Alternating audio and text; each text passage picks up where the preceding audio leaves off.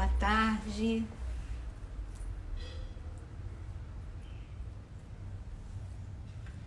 Olha nós aqui com o nosso bate-papo. Boa tarde a todo mundo que está entrando.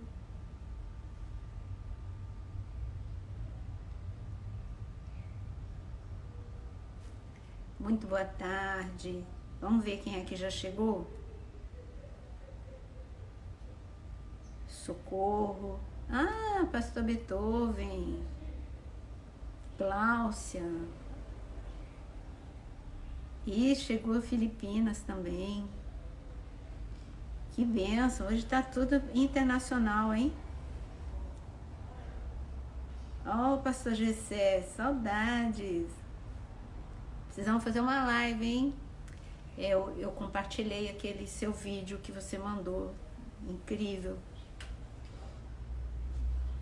Muito bom, todo mundo que tá chegando. Oh, Riel, Pastor Beethoven, Paraguai. Gente, hoje o negócio tá internacional, hein? Paraguai, Jordânia e Filipinas já chegaram. Muito bom. Vai falando de onde você é. Esses baixo. O áudio tá baixo? Itália, meu Deus, hoje, o que aconteceu hoje? Tá Europa, tá Ásia. Meu Deus, que legal. Então, vamos lá. Estados Unidos, olha só, gente, o que aconteceu hoje? Tá internacional a coisa. Fala de onde você é também e me diz se tá baixo, porque teve uma pessoa que disse que tá baixo. Eu tô vendo aqui que tá... Ah, chegou São Paulo, Bahia, Espírito Santo.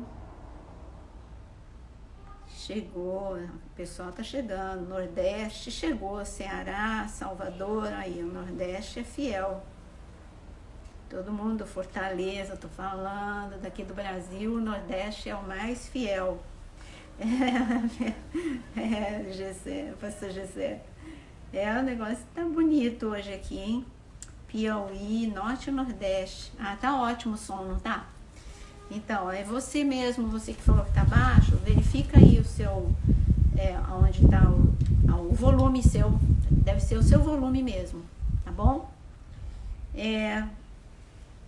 Norte e Nordeste estão aqui, muito bom. Bom, ontem nós conversamos sobre baixa autoestima. Deixa eu falar com vocês, então, vamos lá.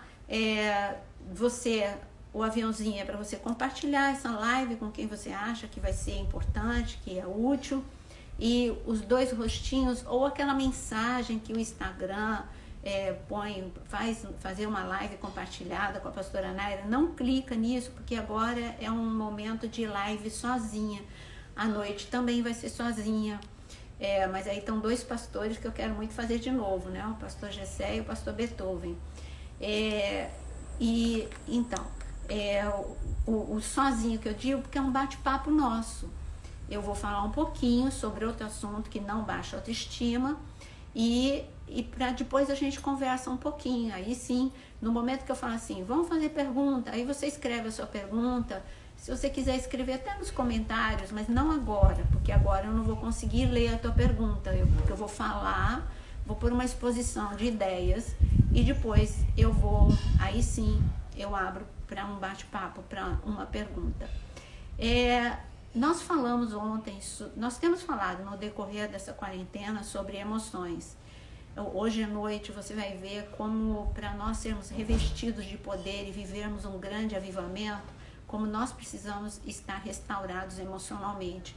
Foi essa a caminhada que Jesus fez até o dia de Pentecostes, uma caminhada de restauração. Esse assunto, restauração, é para logo mais às 20 horas. Nesse momento, eu quero falar um dos pontos em que nós precisamos de restauração. São muitos pontos. Mas como nós falamos ontem, nós chegamos na idade adulta com sequelas, com cárceres mentais, que às vezes nós identificamos, outras vezes nós não identificamos.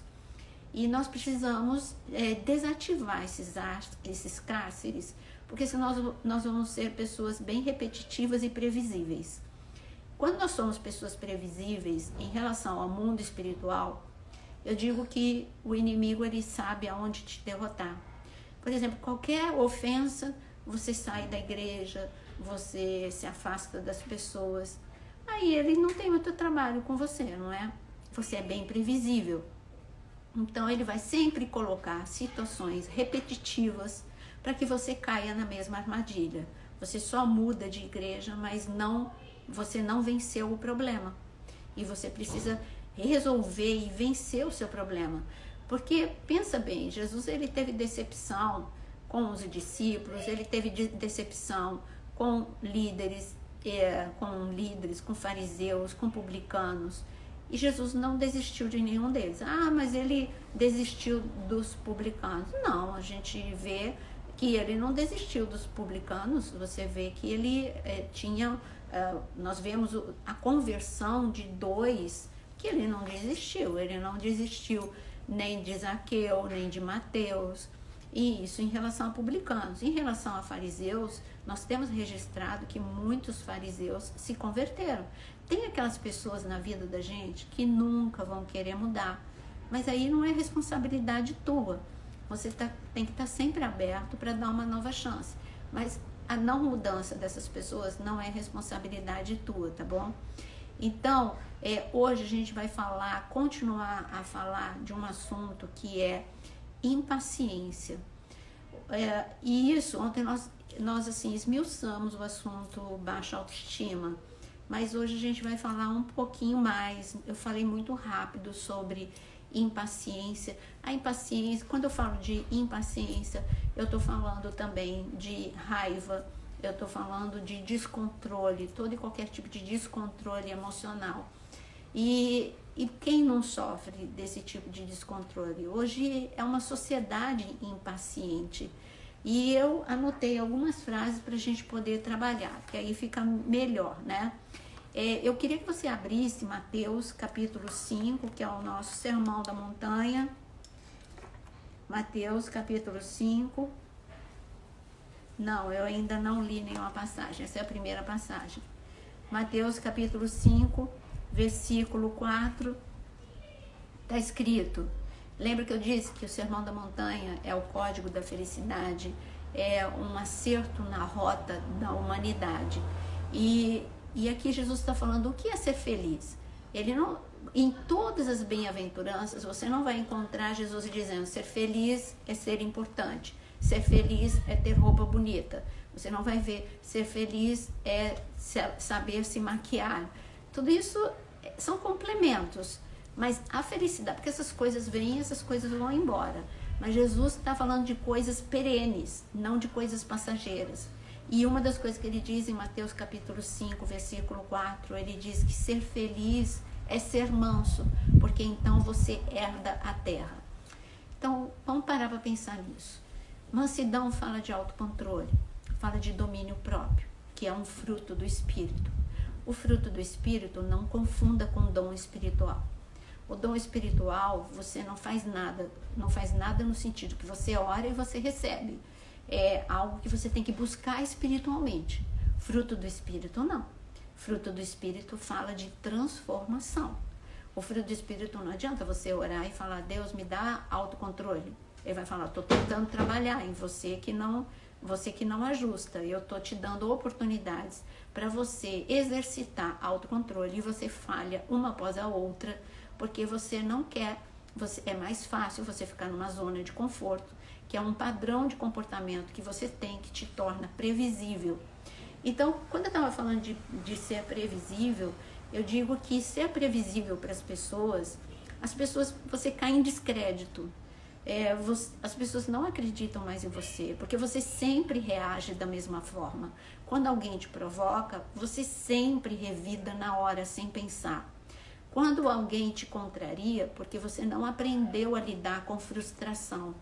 Então, quando alguém te contraria, você imediatamente eleva o teu tom de voz. São coisas que todo mundo já sabe o que você vai fazer.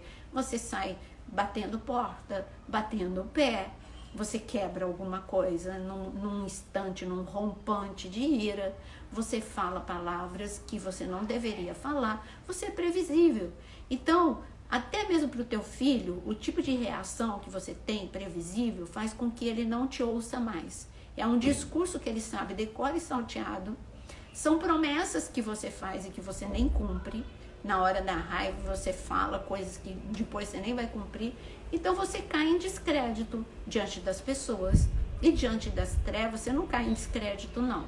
Ele sabe como você reage, então ele vai colocar situações em que você vai reagir assim, você vai se sentir impelido a reagir assim. Porque a nossa mente, ela funciona com registros. Tudo aquilo que você faz com frequência, que já virou um hábito na tua vida, é registrado de novo e de novo e de novo. Esse registro é reforçado incessantemente. E esse registro, tipo, me contrariou, eu grito, esse tipo de registro na tua mente, ele está tão reforçado que para você desativar esse tipo de reação, você vai ter que todos os dias exercitar. Ou senão ele se tornou já a tua prisão e o teu padrão de comportamento. Mas você tem que ter uma decisão, eu quero ser transformado, eu não quero mais fazer isso. E então você vai mudar. Eu coloquei, como eu disse para você, olha como que as pessoas estão. Elas estão irritadas, intolerantes, inflexíveis. Sabe aquela coisa de nunca querer dar o braço a torcer? Esse tipo de pessoa, ela é inflexível. Ela se sente o dono da verdade. Isso não há virtude nenhuma em ser inflexível.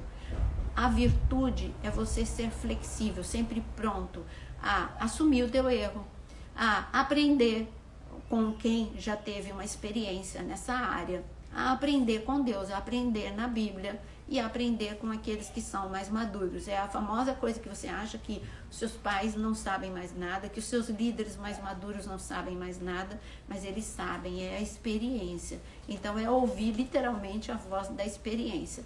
E isso, você não pode ser uma pessoa enrijecida, inflexível.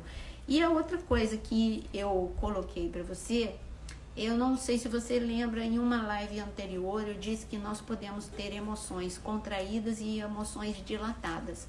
As emoções contraídas são enrijecidas, envelhecidas, são pessoas que você logo identifica uma pessoa com emoções envelhecidas e enrijecidas.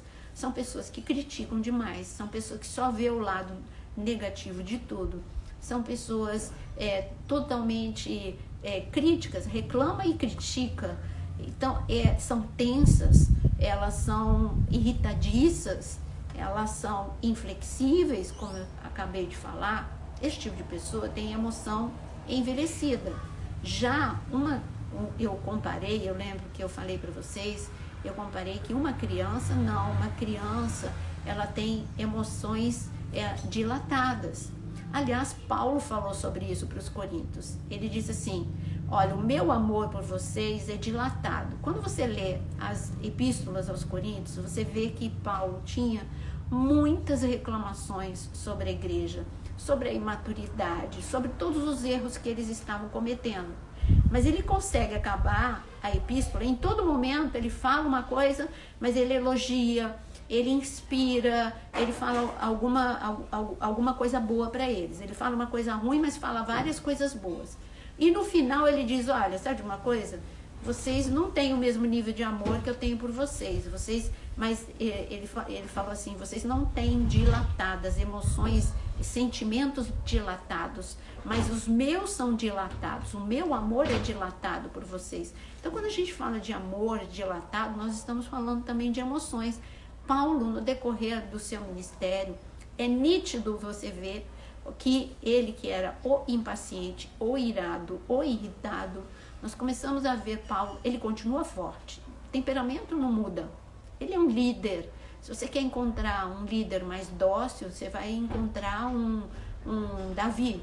Agora, se você quer ver um líder mais firme, um líder com uma determinação de ferro, se você vê a lista do que ele passou, era para qualquer um desistir, mas a listinha dele tem desde açoite, naufrágio, ser esbofeteado, ser injuriado, ser blasfêmias contra contra ele, calúnias contra ele. Da listinha de Paulo, não é de fazer inveja para ninguém, porque ninguém quer passar pelo que ele passou.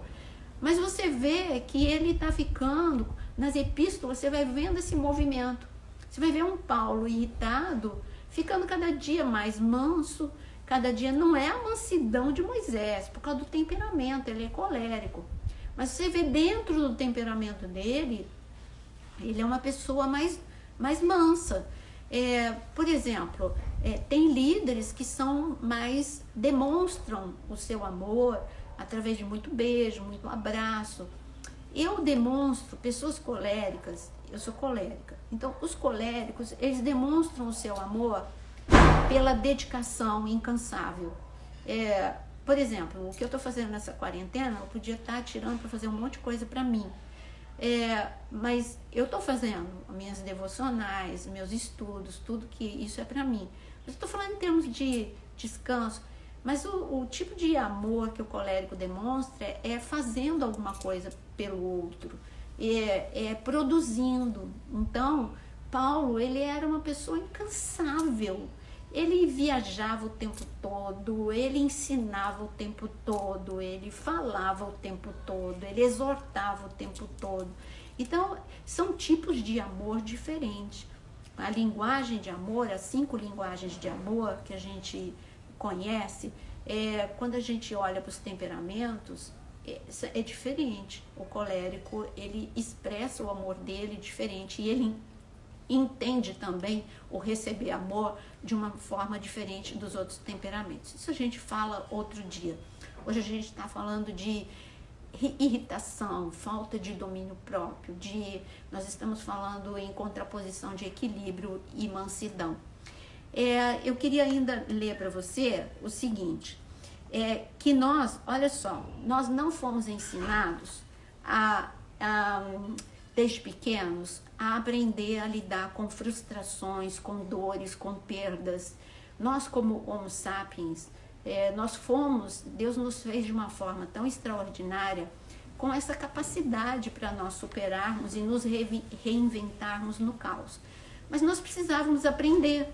E como nós não aprendemos, nós não lidamos bem, não aprendemos a lidar com frustração, nós não aprendemos a lidar com perdas e dores. Então você reage da forma que você consegue na hora da perda, da dor e da frustração.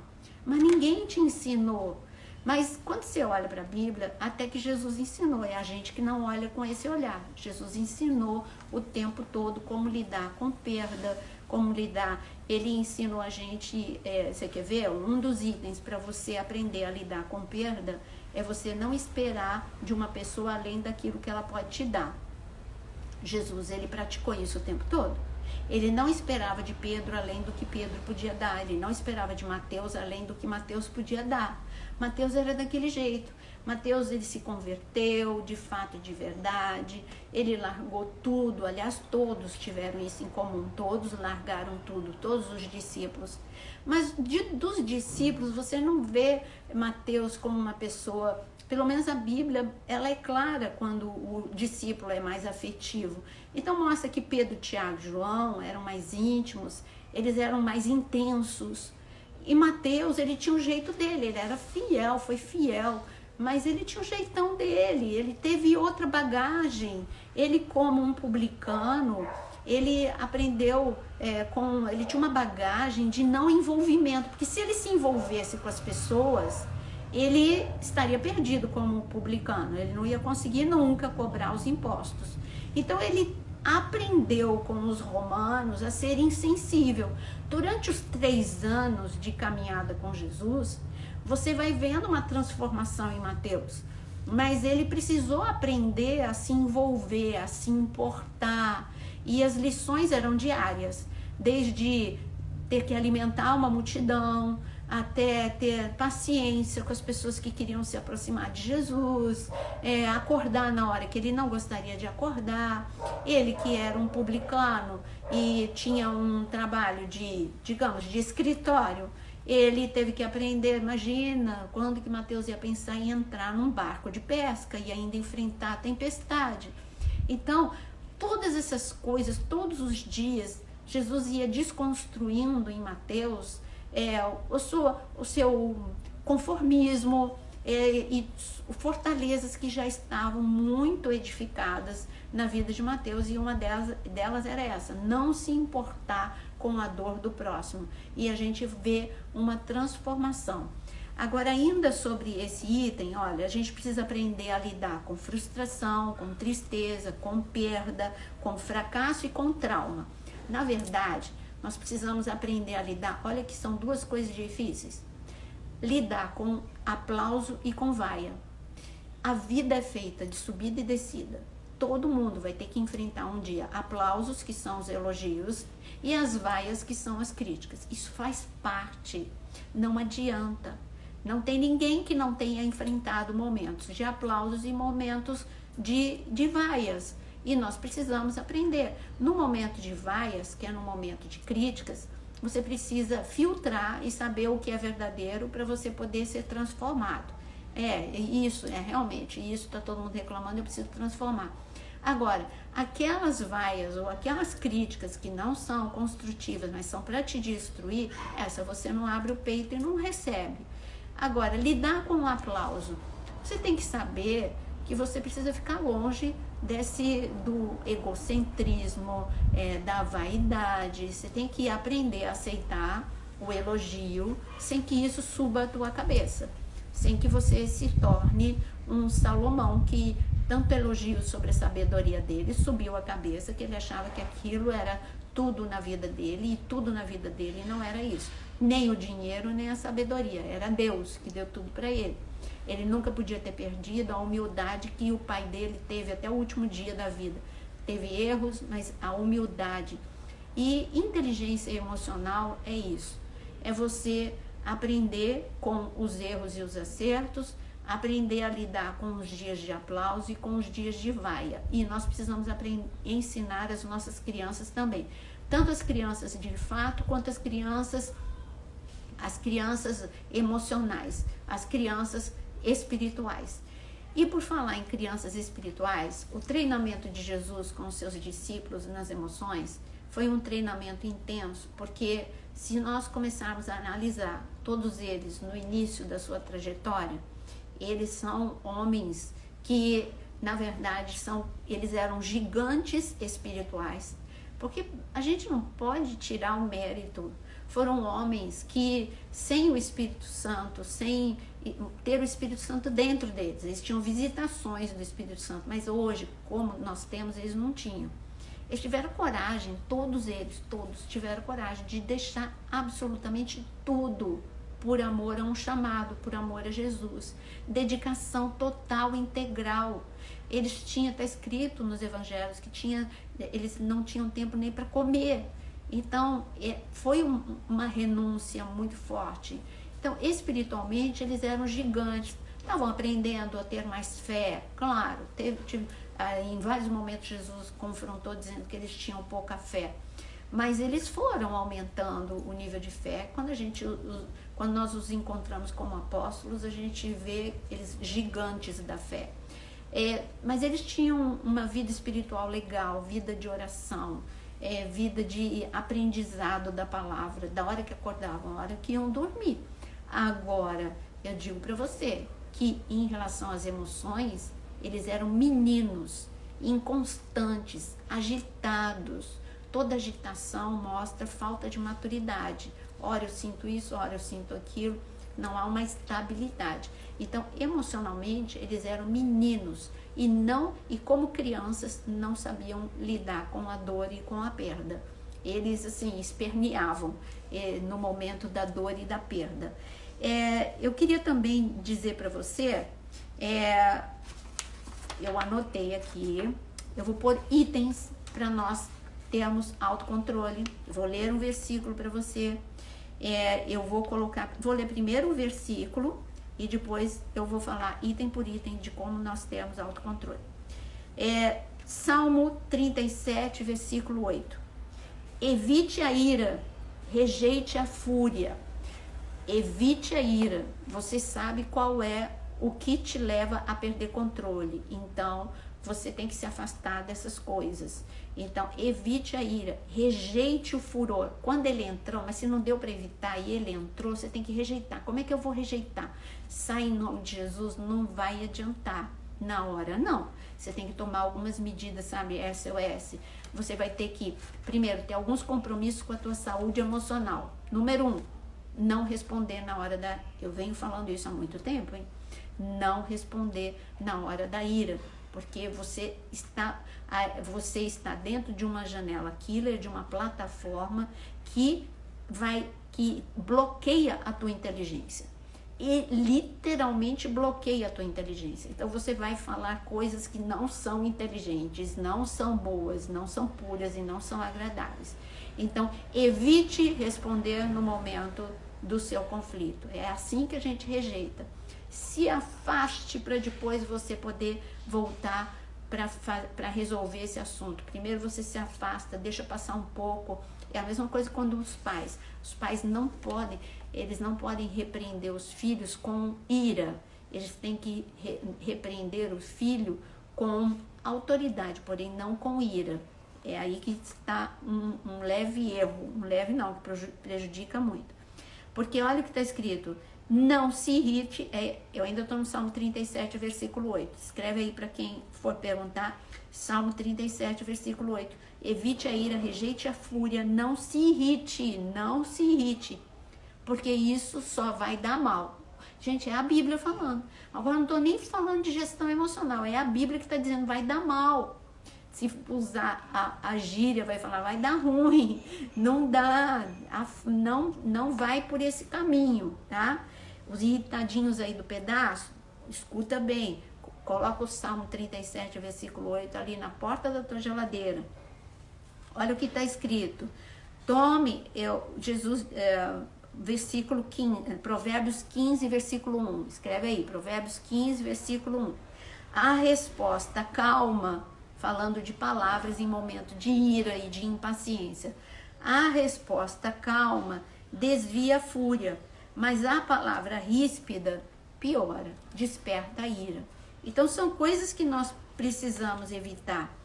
E a palavra ainda diz pra gente, olha aqui, o tolo dá vazão à sua ira, mas o sábio domina. É isso que nós precisamos aprender. Vamos lá, os itens. Eu disse que eu ia dar os itens. Primeiro item, para você sair você viver o fruto que é o domínio próprio, o autocontrole, mansidão, que Jesus disse para aprender com ele a ter mansidão, aprender com ele que é humilde e manso. Então, olha o que ele diz. Lembre-se que por detrás, isso eu já disse muitas vezes, lembre-se que por detrás de uma pessoa que fere, existe uma pessoa ferida. Por isso, não deixe que o impacto da ofensa te destrua. Essa pessoa é descontrolada, essa pessoa é uma pessoa ferida. Então, ela não sabe o que ela está fazendo. Olha o que Jesus falou na cruz. Pai, perdoa, por quê? Porque eles não sabem o que fazem. Então, Jesus estava falando, essas pessoas, na verdade, são descontroladas, estão descontando no outro frustração, dor, está repetindo um padrão de comportamento que aprendeu dentro de casa, não está quebrando um legado ruim. Você tem que ter essa disposição de quebrar um legado ruim na sua vida. Tem coisas muito boas que você aprende debaixo do teto da tua família. E tem padrões que não são nada bons. E que, infelizmente, esse é o maior índice de divórcio. É porque o marido e a mulher que vão passar, é uma nova família, é a oportunidade. Na cultura judaica eles dizem que todo casamento é a oportunidade de ser recriado o Éden. Pensa nisso, gente, porque o Éden começou com um homem e uma mulher, e o Éden é paraíso, o Éden e paraíso Gan Éden, jardim do deleite. Esse é o nome do jardim do Éden, jardim do deleite. Assim deveriam ser as casas. Tem problemas, tem discórdias, mas tudo faz parte da vida quando não entra no desrespeito. Então, Deus, na cultura judaica, eles falam que todo casamento é a oportunidade de um homem e uma mulher replicar, não o que viu de errado na casa de seus pais, mas replicar o padrão do Éden, que era amor, paz, alegria. Uma pessoa, quando casa com a outra, ela não tem que casar para ser feliz. Porque se esse for o seu objetivo, você já entrou fracassando no casamento. O seu objetivo tem que ser: eu já sou completo, eu já sou feliz. Então, por isso que eu sempre incentivo os jovens a se reconstruírem antes de entrar no casamento. Porque quando você já é feliz, quando você já tem paz, você é feliz não porque a vida foi boazinha com você. Você aprendeu a ser feliz com tudo aquilo que você viveu. Então, quando você entra num casamento com paz, com felicidade, os problemas que você vai encontrar lá dentro, que todos têm, você vai conseguir superar, você vai conseguir se levantar depois de cada queda, depois de cada desentendimento. Mas não, quando você entra no casamento para ser feliz, jogando a responsabilidade de felicidade no outro, que é outro erro, você não pode jogar essa responsabilidade que o seu pastor te faça feliz, que o seu marido ou a sua esposa te faça feliz. Você tem que aprender a ser feliz. Ninguém é responsável por tua felicidade, você é responsável por sua felicidade. Então, mas quando duas pessoas entram já com esse pensamento errado num casamento, eu tô me casando porque ele ou ela vão me fazer feliz, já tá errado. Segundo passo errado, quando eu vou e entro num casamento sem a consciência de que tem padrões errados que eu absorvi na casa de meus pais e que eu preciso quebrar esse legado, você vai repetir o padrão da casa de seus pais e vai repetir o fracasso. Tudo aquilo que você menos gostava, mais cedo ou mais tarde, você vai repetir. Então você tem que ter um compromisso com você mesmo, de quebrar esse legado que você recebeu, de padrões de comportamento, tipo de gritar no momento de contrariedade, de ofender no momento de discussão, de bater a porta, de falar o que quer, o que vem à cabeça, de falar sobre o marido ou sobre a esposa com todo mundo, porque você ouviu e viu esse tipo de comportamento. Tudo isso é tremendamente destrutivo, tá? Então você tem que entender que a pessoa que te ofendeu é uma pessoa que é digna de misericórdia. Ela está arruinada e você não pode deixar que essa ofensa entre no teu coração, tá bom? Segundo ponto, peraí que eu pulei aqui, eu anotei pra gente não esquecer. Então, o primeiro ponto nós já falamos. Segundo ponto, perdoe. Você chega numa altura da vida em que tem muitas pessoas retidas no teu coração. E enquanto você não perdoar, você vai reforçar a mágoa. Por que você vai reforçar? Porque você vai continuar pensando sobre essa pessoa e você vai continuar falando sobre essa pessoa. Então, eu preciso perdoar por amor a mim mesmo, para que a minha mente saia desse cárcere da mágoa e eu não pense mais sobre esse fato. Toda vez que ele vier à minha mente, eu vou ocupar com outros pensamentos, porque eu tomei uma decisão de perdoar para eu ficar livre. Olha, quando a Bíblia fala que Jesus, ele nos libertou para sermos verdadeiramente livres e para não nós nos colocarmos de novo debaixo de jugo nenhum, isso é uma coisa muito séria. Ele te libertou, ele não te libertou só das trevas, foi tremendo. Salvação é incrível, é maravilhoso. O plano de salvação, de resgate, nós não vamos para o inferno, nós vamos para o céu. Eu fui liberta do império das trevas e eu fui transportada para o império da luz, do amor, do Filho. Se eu for falar a parte espiritual, eu fico aqui a tarde toda com vocês. Mas a libertação de Jesus não diminua a libertação de Jesus. Por que você crê que Jesus cura você fisicamente? Porque você entende que a salvação e a libertação de Jesus não se limita só à sua vida espiritual, mas também à sua vida física. Ele é poderoso para te libertar de vícios, ele é poderoso para te libertar, estou falando de cativeiros no físico, que são dependências e etc. Então ele é poderoso para te libertar de vícios, ele é poderoso para te libertar de cadeias, ele é poderoso para te libertar de prisões, de prisões e de doenças, de enfermidades. Tá, então você entendeu que ele te salvou e ele é poderoso para te curar. Agora, por que ele não é poderoso também para te restaurar emocionalmente? Você tem que entender que existe um nível de a libertação das emoções é ser restaurado. Por isso que ele deu tantos exemplos de lugares arruinados, quando ele diz em Isaías 58 que nós somos restauradores. Olha, Isaías 58, ele te deu um título de restauradores de ruínas e de caminhos. Olha que incrível. Mas para eu ser um restaurador, eu preciso ser restaurado. E para eu ser restaurado, assim como em toda restauração, é necessário um trabalho. Quando eu era adolescente, eu estudava em colégio de freiras. Eu não era convertida, eu estudei desde o maternal até o que seria hoje o 9º ano. Então foi muito tempo no colégio de freiras. E ali no Sagrado Coração de Jesus, em São Paulo, eles tinham um tipo de viagem que eles chamavam estudo do meio. Estudo do meio porque era no meio do ano e era um estudo. Só que era um estudo no local. Nós estávamos estudando barroco, então as freiras mandaram um bilhete dizendo que nós iríamos viajar, se os pais, né, os pais que concordassem, nós iríamos, o 9º ano, nós iríamos viajar para cidades históricas de Minas Gerais, para estudar o barroco. Olha, meus pais não tinham dinheiro para viagem, mas minha mãe, ela começou a fazer costura e assim eu pude fazer a viagem de estudo. Não era turismo, era de estudo mesmo. E nós estudamos o período do barroco indo para Sabará, Tiradentes, para todas aquelas cidades. E foi tão fantástico porque eu nunca mais esqueci.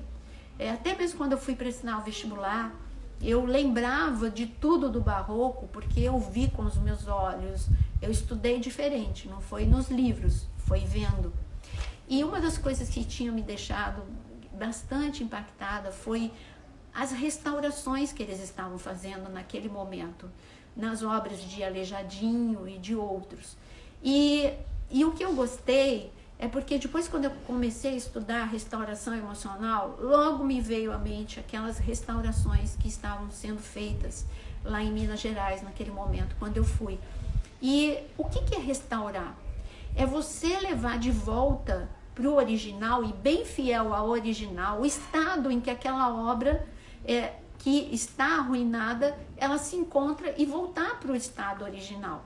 Por exemplo, pinturas, elas vão ficando com a cor desgastada, as esculturas, principalmente as de Aleijadinho, que ficam ao ar livre, elas vão com a ação do tempo sendo deterioradas. E foi necessário agora, o restaurador, ele precisa ficar atento àquilo que o plano original, o artista original, ele fez. Ele tem que ser fiel, ele tem um estudo profundo para uma restauração, ele tem que ser fiel à cor, ele tem que ser fiel ao padrão, tem que ser como se fosse o próprio Aleijadinho fazendo, ele tem que esquecer ele. E o que eu estou falando de restauração emocional? É um empenho teu de ficar bem pertinho do Criador que te fez. O plano original que ele tem para você é incrível, simplesmente incrível. Você é uma pessoa incrível. Aliás, você devia escrever isso, que você é uma pessoa, isso não é orgulho não, é saber quem você é. Você é filho de Deus, você é tesouro particular do Senhor, você é menino dos olhos do Senhor, Deus tem um plano original para sua vida. Olha que fenomenal. Deus tem um plano original para sua vida que foi perdido com a ação do tempo. A ação do tempo foi te deformando e você não está parecido com quem Deus escreveu no Salmo 139 sobre as linhas da tua vida. Então, quando você se empenha a andar nesse caminho de restauração, você está empenhado a voltar a ser quem Deus determinou que você fosse, quem Ele planejou que você fosse, sabe? Uma pessoa com autocontrole. Sabe quem Ele planejou para que você fosse? Está lá, a receita ou o padrão está lá em Gálatas capítulo 5, o fruto do Espírito. Ele te planejou para você ser uma pessoa amorosa, calma, uma pessoa feliz, uma pessoa paciente, uma pessoa boa, uma pessoa com vários graus de benignidade, misericordiosa, benevolente, benigna. Todo o fruto do Espírito é o padrão original, é o plano original de Deus na sua vida. E a gente vai se afastando, não é? Então, o item 2 era perdoar. Item 3, né, é não permitir que pensamentos perturbadores e estímulos estressantes te desestabilizem. Deixa eu te dizer uma coisa, não fui eu que falei isso, foi Confúcio. Mas ele disse o seguinte, de que nós não temos controle sobre o vento, mas você tem controle sobre a vela. E você pode ajustar a vela para você chegar, independente do vento, você até se beneficiar com o vento forte ou o vento contrário.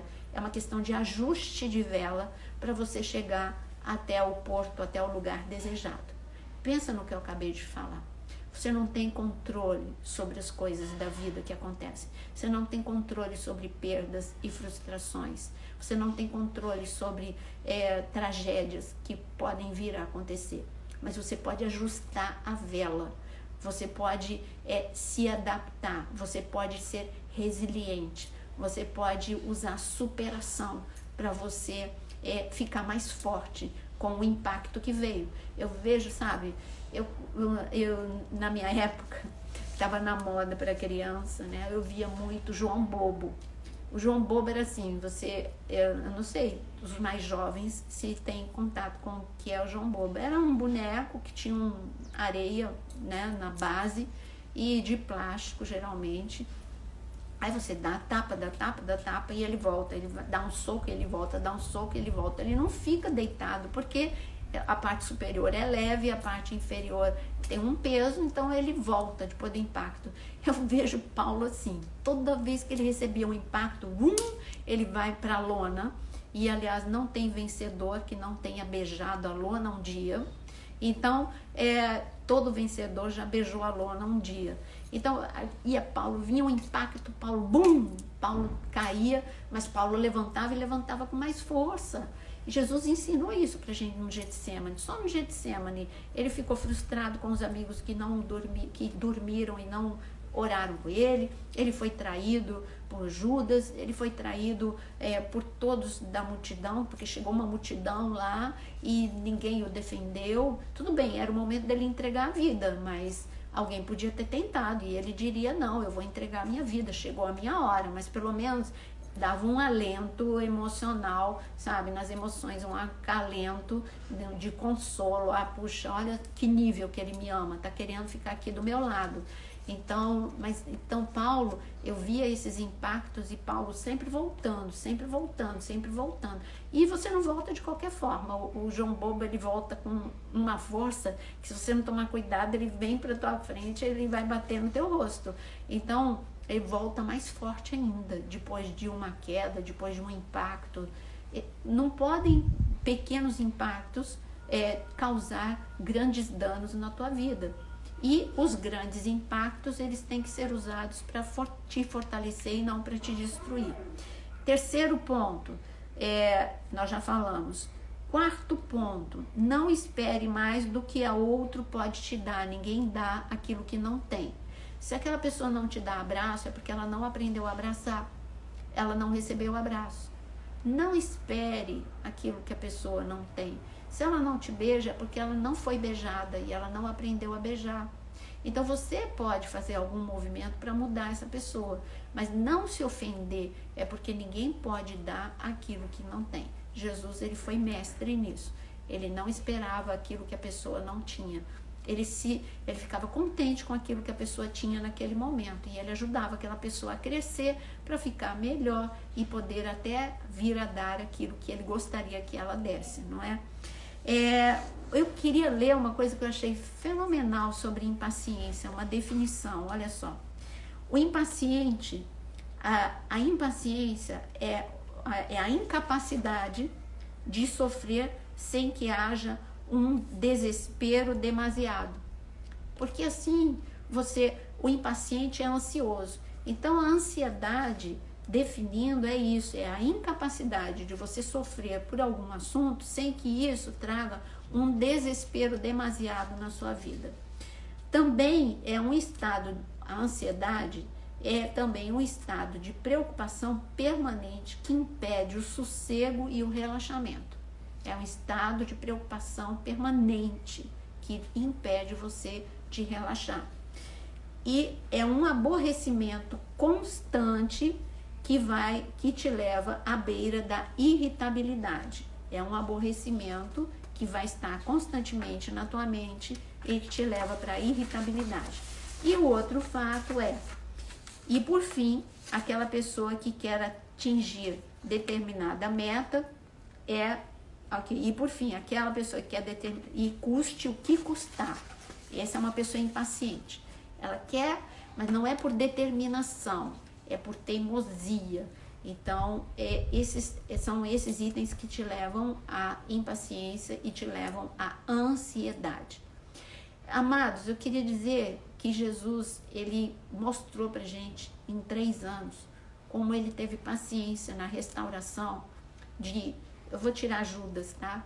De 11 pessoas que quiseram, que no meio do processo erraram, que no fim do processo erraram também, mas que esse investimento de Jesus nestas pessoas, nós quando vemos o livro de Atos, nós não reconhecemos esses discípulos. Eles estão irreconhecíveis.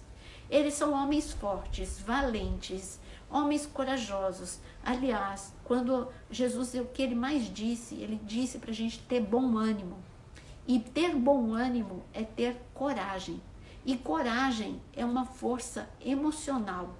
E ele está falando, tenha coragem para superar, tenha coragem para entrar nesse processo de restauração, tenha coragem para enfrentar, tenha força para enfrentar perdas e frustrações. Então nós chegamos no livro de Atos, que nós estamos tão pertinho de Pentecostes, vendo 11 homens completamente admiráveis e admirados. Todo mundo confia neles, ninguém confiava nos discípulos. Aquele pai que foi ali desesperado, confiou por um momento nos discípulos para orar pelo filho dele que estava endemoniado e que estava quase morrendo. Os discípulos falharam com ele.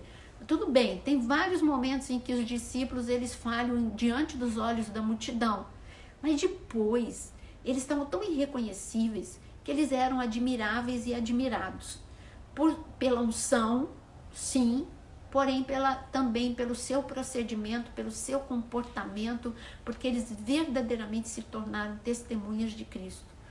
E eu desejo de coração que essa quarentena sirva como esse impacto na tua vida. Um tempo você está usando para isso ou só para ficar em frente os vídeos, em frente a Netflix? Nada contra a Netflix. Só estou falando se você está usando o seu tempo só para isso. Eu estou te dizendo que você precisa aproveitar a oportunidade e a oportunidade de você se encontrar com você mesmo. Eu acho que você já se encontrou com Deus e agora você precisa se encontrar com você mesmo. E você precisa identificar as áreas que você precisa de restauração. É na ansiedade, é na impaciência, é na baixa autoestima, enfim, você vai ver a depressão, quais são os pontos que você precisa de transformação e você vai ser transformado com certeza se você entrar nesse processo. Deus, eu aceito, eu entro nessa, eu quero entrar nesse processo.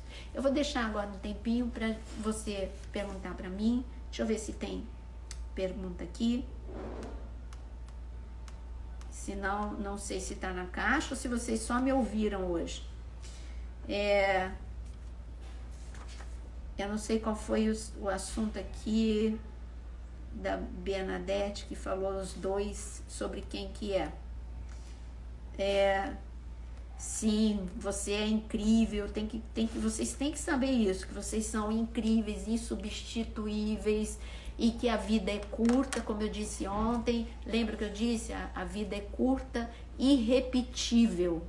Ela é extraordinária e irrepetível, não vai ter outra vida para você viver. Então vive a vida física, é essa oportunidade que a gente tem. Viver em vida e vida em abundância.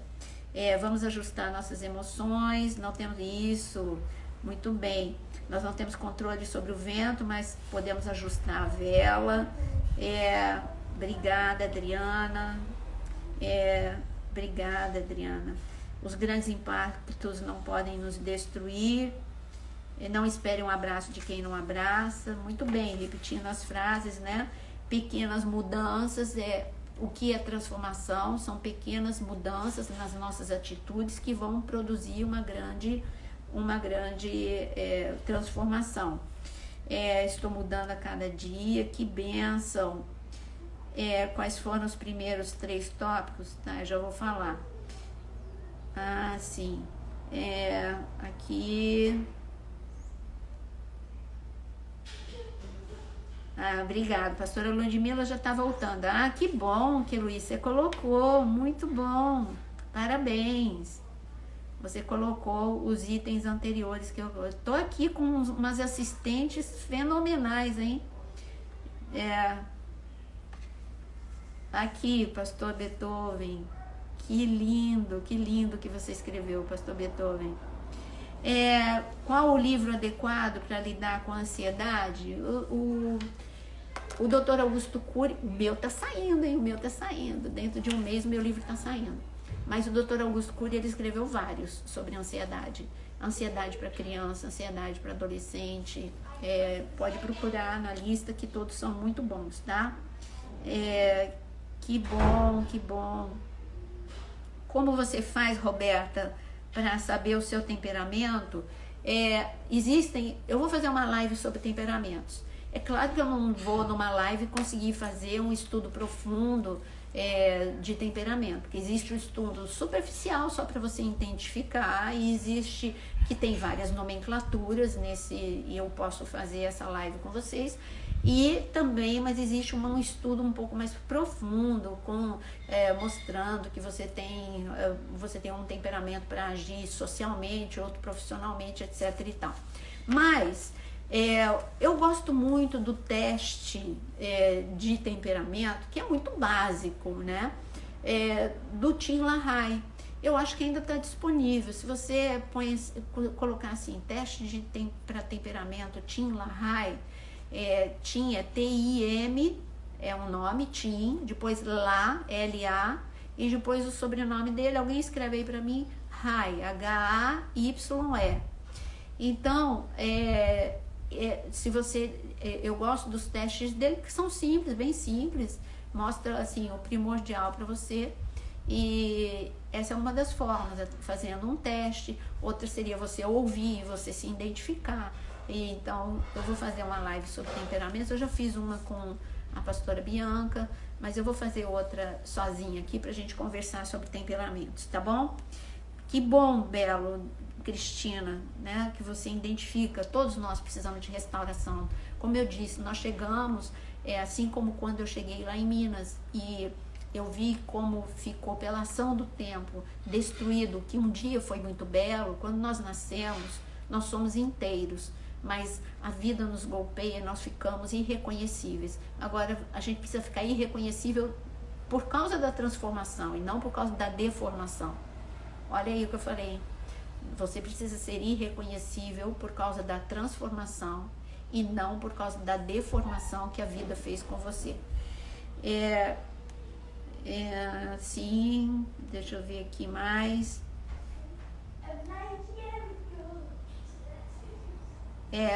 Depois você entra no meu privado, quem está perguntando como fazer para falar para os jovens da Assembleia de Deus, você entra no meu privado, que aí eu falo com você. Sim, eu vou salvar a live.